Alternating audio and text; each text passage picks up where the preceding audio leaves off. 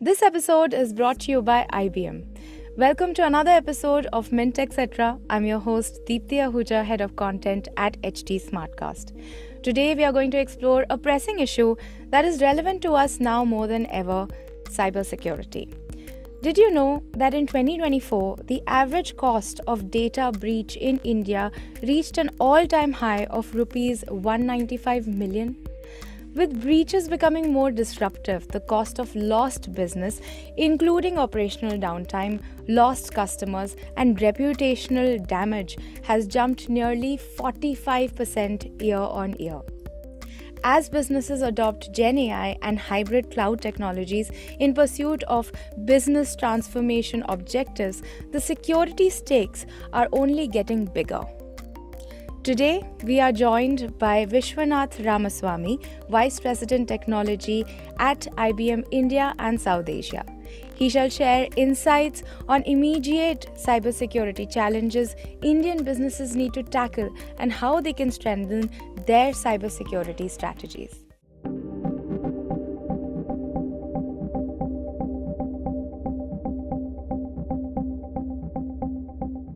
Hi Vishy, how are you? Welcome to Mint Techcetra.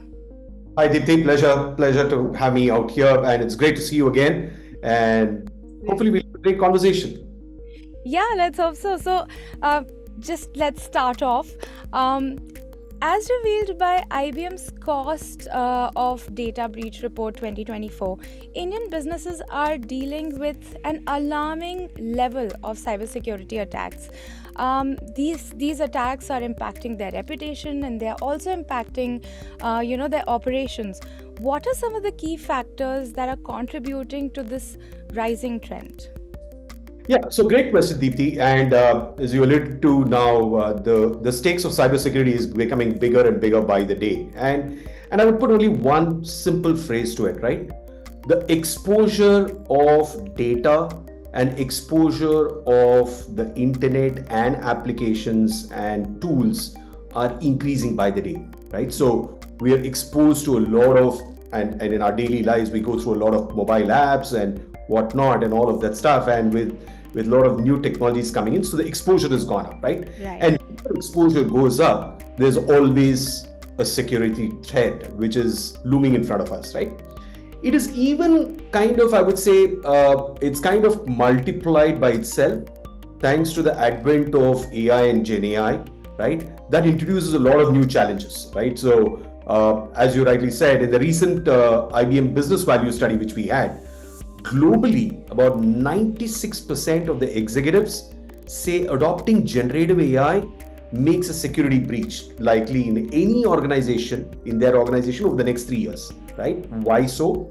Because if you look at the Gen AI or the AI models, they kind of have tons and troves of valuable and sensitive data, which is going into that model as a training set. And then they are trying to optimize these models and operations. And then the stakes are incredibly high, right? So organizations cannot afford to kind of have a very unsecured AI into their environments, right? So that's one big factor, right? So one is the advent of AI and Gen AI. The second one being when organizations today, and we at IBM talk about the hybrid cloud era, right? Today, the data for building the AI, and I always say this, there's no AI without IA, there's no artificial intelligence without information architecture. And data is I would say, the womb of AI. And securing organizational data across hybrid, multi-cloud becomes important, it becomes really paramount, right? Because today data is sprawled across the places. It could be on a public cloud, it could be on a private cloud, it could be on-prem. And what it happens is, again, going back to my earlier comment, that your exposures are increasing by the day. In fact, one of the latest 2024, as you mentioned in your question, that the cost of data breach study, which IBM did in 2024, 34% of the data breaches studied in India, and I'm talking relevant to India, involved data stored on public clouds, and 29% across multiple environments, right? And that multiple environments includes public cloud, private cloud, on-prem, all of that stuff, right? So the breached data itself stored on public clouds recorded significantly higher, and they represent the highest cost, almost about 227 million Indian rupees. And the average time it took to identify and contain that is also growing, right? So it's gone up to about 327 days, almost close to a year, right? Yeah. So these two pieces become like the exposure points. One is AI and Gen AI, and then sprawling of the data across cloud, multiple clouds, and hybrid cloud, and right. The third most important is our attackers, right? They're becoming even more targeted in their approach, right? Earlier, the attackers used to hack the networks.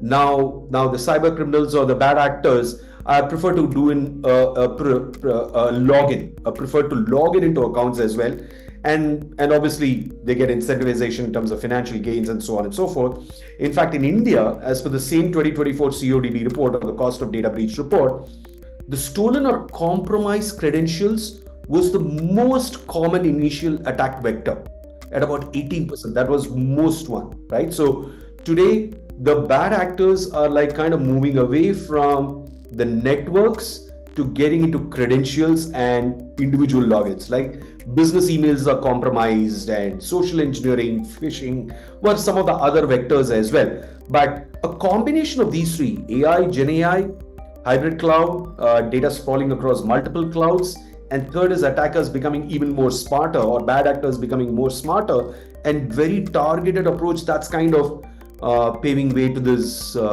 piece. Very, very concisely put, I must say, Vishy. You mentioned, security concerns due to AI, Gen AI. I'd really like to know from you, how are Indian businesses viewing it as a beneficial, sort of a technology as well? Are the benefits or do the benefits outweigh, the threats? Yeah, of course. Like so let me answer this a little differently, right? So within IBM, we tirelessly innovate on building what we call as a trustworthy AI, right? So which means our approach to security is like two sides of the coin, and especially the world what we are living in, right? With the infusion of AI, as I spoke earlier, and Gen AI, so it's like two sides of the coin, and they're kind of, I would call it more like Siamese twins as well, right? One is AI for security. That is, how do you infuse more and more of AI into security, make the security tools even smarter and more advanced and faster than the bad actors, right? That's one. And second is the security for the AI, right? So they're both sides of the coin. You can't ignore one over the other, right? Yes. Kind of double click on this a little bit, right? When you look at AI for security, right, what we are really looking at, AI for security is how am I able to improve my efficiency and efficacy of threat detection much before the threat really happens, right?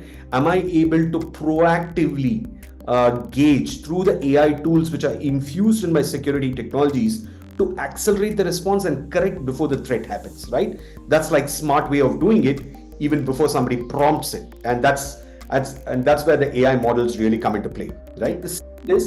The AI tools and security technologies can actually manage a lot of repetitive security tasks which are today managed by humans, right? Like, for example, I'll just give you a few tech examples, like summarizing the log analysis or the alerts, or thereby what you can do is you can free up the security teams to tackle more strategic problems which are far more complex, and leave the repetitive ones which have a pattern to leave it to the AI of the security tool.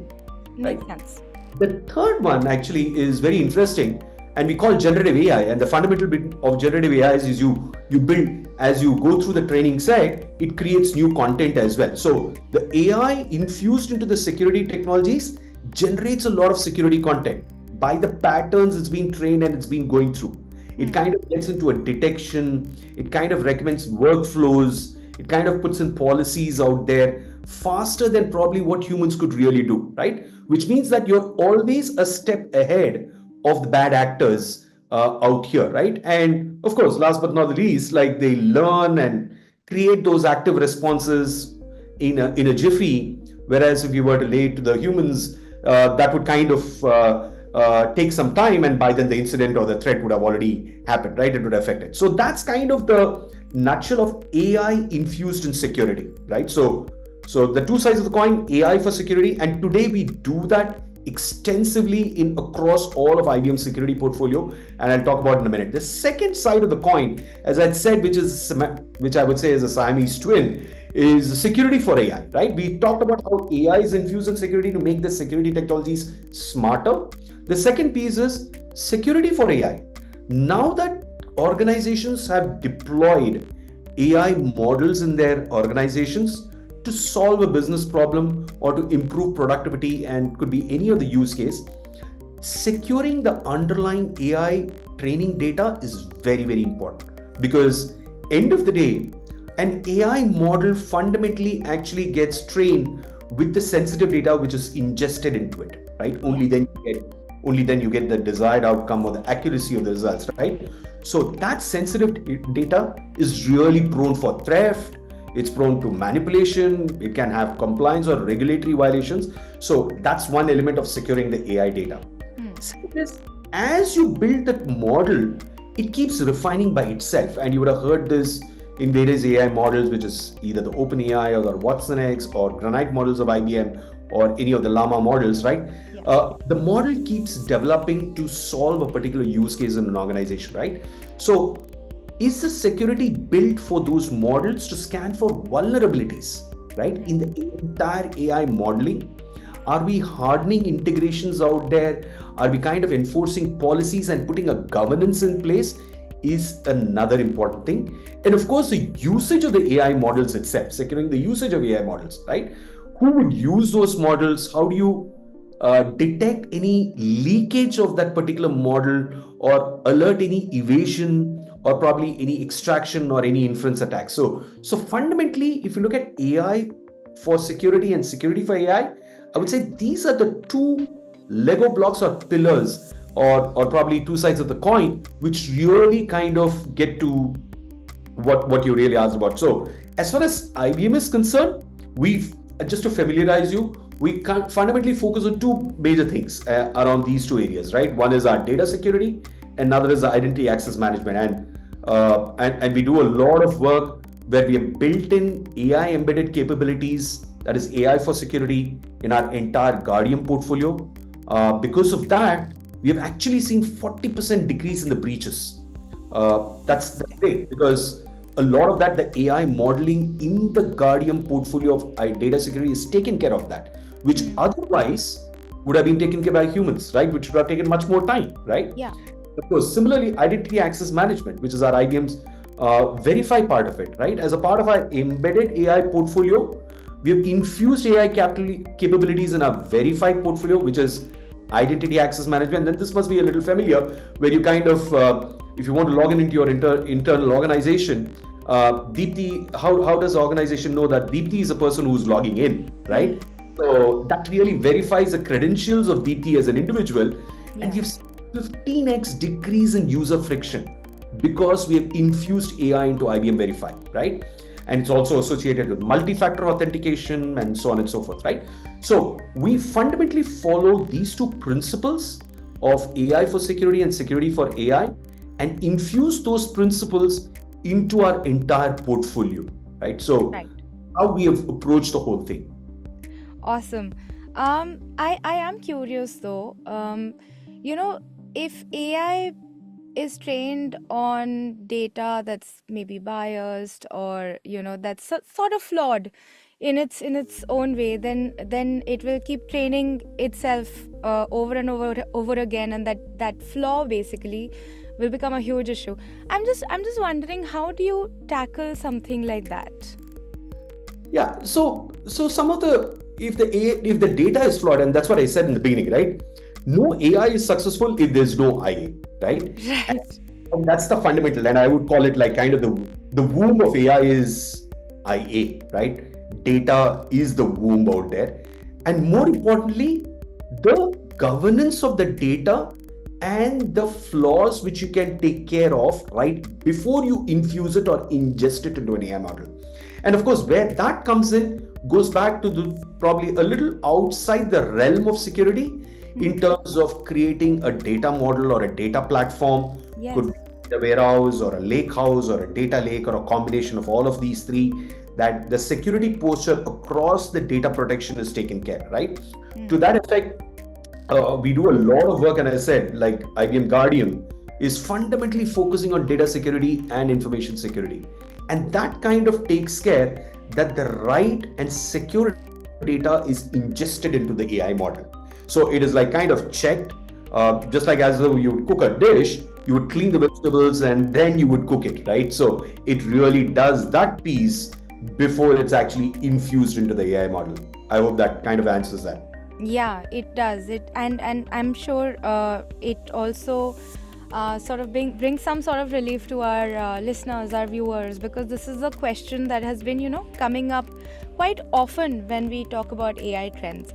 All things considered, what are some of the key security capabilities that any business today must invest in? Yeah, so I would say, just to kind of take the cue probably from the ones which I had said earlier, right? Yeah. I would bucket them into probably four Lego blocks, if I were to so call it, right? As I said, I'll take the thread from there is no AI without IA. So let's start off with data. So first is to the question what you asked earlier, data protection is prime importance, right? If you put bad data, it's like garbage in, garbage out, right? You put in unsecured data, you're not going to get the outcomes that's really required. It could be into an AI model, or it could be an analytics model, it could be anything, right? So data protection and what comes along with it is the security and compliance, right? And probably they are the two sides of the same coin. And today businesses adopt and have to adopt a robust data security framework, right? Because as I said earlier, data is just not residing close to the organization where they operate from. It is residing in public cloud, not just one cloud, but 3-4 clouds. It's on another private cloud. There is some on-prem, and all of them come together, as I would call it, as a sangam, right? Where you need to ensure that every silo is really protected from that standpoint, right? So data protection is a very, very important area where businesses need to really focus on.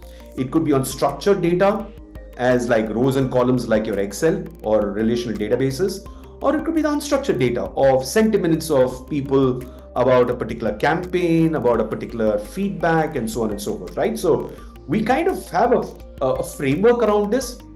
Probably I'll not dwell too much into it unless you want me to. We recommend something called as a DPARC framework, right? Which is discovery and classification, which is how do you, the discovery and classification of the data, how do you protect it, how do you analyze it, how do you respond, and then comply, right? So that's one Lego block of data protection. The second is who accesses the data, right? As I said earlier, right? Identity protection is very important. How do I know that Deepti is really authorized to access that data, right? So how do you ensure that the person who's accessing the data isn't Deepti herself, right? And it's vital to protect both your workforce and probably the customers at large. Look at a banking environment. They are talking about clients which are running in crores and millions, right? Yeah. Ensure that the right people have the access to their accounts and their transaction at the right time is very, very critical, right? And I'm sure you would have seen of some of the financial institutions, when you swipe a high value on a credit card, you immediately get a call. Hey, was that you who swiped the card, right? Yes. You get some verification notice to confirm back, right? So that's kind of a little bit of identity protection, which would be the second Lego block. The third Lego block I would really say is security, AI, and automation, and I kind of dwelled quite deeply earlier as well. Security for AI, AI for security, they go hand in glove, as I said, Siamese twins, and that's really, really critical. You might have a great security technology for your SIM and SOAred platform, but are these smart and intelligent enough to be steps ahead of the bad actors is something which organizations really need to take. Are they infusing AI into that, increasing productivity of it, making it more smarter? And second, with the exposure of so much open AI models, are you secure for that AI? So that's the security, AI, and automation. And finally, the most important, and it's just not for financial institutions anymore, but largely across the organizations in India, trust and compliance, right? How do you prioritize trust and compliance into a whole piece of thing? Considering that, especially with the upcoming rollout of the DPDP Act, which is likely to come in soon, right?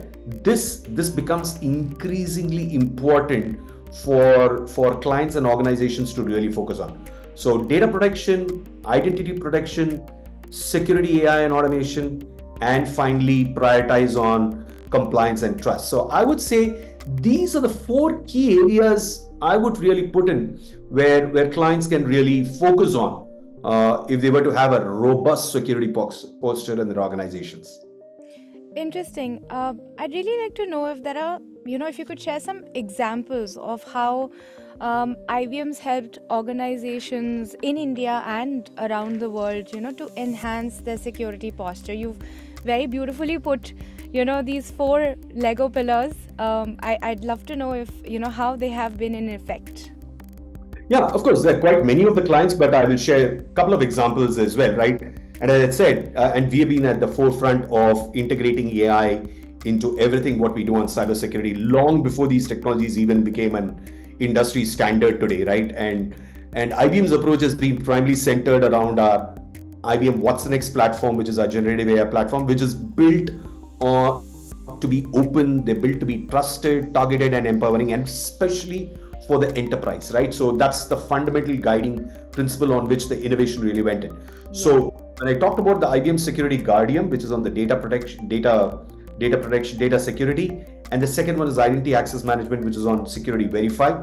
These two are the governing pillars for a Gen AI, right? And there are a few examples I can share. One such example is a private sector bank, Yes Bank, I'm sure you're aware of. They kind of deployed our SIM platform, which is our IBM QRadar, with other IBM security solutions as well, which I spoke about, not only to protect the customer data, but also enhance overall security operations of the bank, right, through AI-driven operations. So today the QRadar, the threat hunting, largely is an AI-infused threat hunting tool on the QRadar, which they have implemented, right? So that's one example I can share of. The second one is another bank, because I'm giving examples of a bank because obviously the exposures are pretty large and the stakes are pretty big. Absolutely. So it's not that, with all due respect to the other industries, the stakes are could be even bigger as well as time come. But I thought that it'll be more relevant to give banks. Another is a Catholic Syrian bank, which is a South-based bank. Again, they use a lot of our IBM Identity Access Management verified to ensure the identity of the governance and administration. That the bank's identity risk exposure or the posture is effectively managed, right? So I've given you one example, which is on SIM, threat hunting, threat management, AI-driven stuff to protect clients' data. The second is a Catholic Syrian bank, which is more to do with identity access management, right? So these are some of the two examples. Of course, there are many of them across, just not in banks, across retail organizations and manufacturing and so on and so forth. But this is just to give you a few of them. Awesome. Looking ahead this financial year, since we are talking about banks, what is your advice for our, audience, for our audience on the best security practices or trends that they must adopt to, secure their businesses? Okay, so I kind of so let me put all the pieces together, right? I've kind of answered it. That's the sole reason of this question, for you to sum it all up. Right, absolutely, bingo. Okay, so I think let me just kind of summarize this whole thing, right? So fundamentally, we started off saying that exposure leads to high security. More and more you're exposed to the external world, the more and more stakes of security is there, and that's primarily emerging out of clouds, hybrid cloud, multiple clouds, multi-clouds, and Gen AI, which is really evolving, right? So the best practices, as I had mentioned, is invest in security solutions and technologies which have embedded AI or Gen AI into it, right? Because it makes your organization's security posture much more ahead of the curve relative to the bad actors. You have to be a step ahead of the bad actors, right? So an AI infused tool in the security can help you get to more advanced threat hunting, more patterns, policies, frameworks, which will do by itself rather than having humans, which would take time, and probably get the teams to work on more strategic threats, right? So that's one, right? Second is understand the risks of the data part of it, because end of the day, the data, as you rightly said in the beginning, is what is going to get infused into these models and into every workload or application. How do you prioritize yourself on that data protection piece, right? So second piece which really comes into play. The third one is summarize all your complex security events, right? And all the data risk into key insights, right? And what do I mean by that? Now, you learned from data protection, you have learned from security for AI, and then how do you enhance all these, put together these insights, what you've learned from that, and be a little bit more sort of, it's like an iterative feedback loop mechanism which goes on, right? Right. And all of this will generate patterns and new content, and which is why it's called generative AI, right? To stay ahead of the violations or threats which organization could force. And last but not the least, empower the teams to do more, as I said, higher challenging and productive tasks by using AI to ensure that they are able to capture those complex security breaches which otherwise may be exposed, right? So I would kind of put this all together, and in summary, I would say every organization needs to really think, is there AI in my security? If the answer is yes, to what extent? And is there security to the AI which I'm building? If yes, to what extent? Which includes the entire pipeline, starting from the data ingestion till the outcome, to the training, till the outcome, and the loop And the goes on. cycle. Yes. Thank you so much, Vishy, for such lovely insights. It's been a pleasure having you on this episode and having you explain things so articulately. Thank you. Thank you very much, Deepti. It was actually a pleasure. And I would like to remind you, Deepti, and to all the viewers and listeners as well, right? So, to learn more actually about the cybersecurity strategies of IBM, and of course, some of the new launches which we are going to have, please join us in the IBM's flagship Think event, which is going to happen in Mumbai. It's taking place in our Geo Convention Center on September 24th this year. So look forward to seeing all of you, and it'll be a great session for you to know the cutting edge technologies on our security platforms and other technology platforms as well. Thank you once again, Deepti, for having me. Absolutely. And just in case you need, audience, just in case you need an extra push to sort of go there, then check out some of our, the IBM episodes that we've done before. All of these technologies that Viswanath is talking about, we've spoken about them before as well. Just if you want like a deeper understanding of what IBM is doing and how they are securing different businesses, the future of businesses in India, you must go and check that out. Until next time, stay vigilant, stay secure.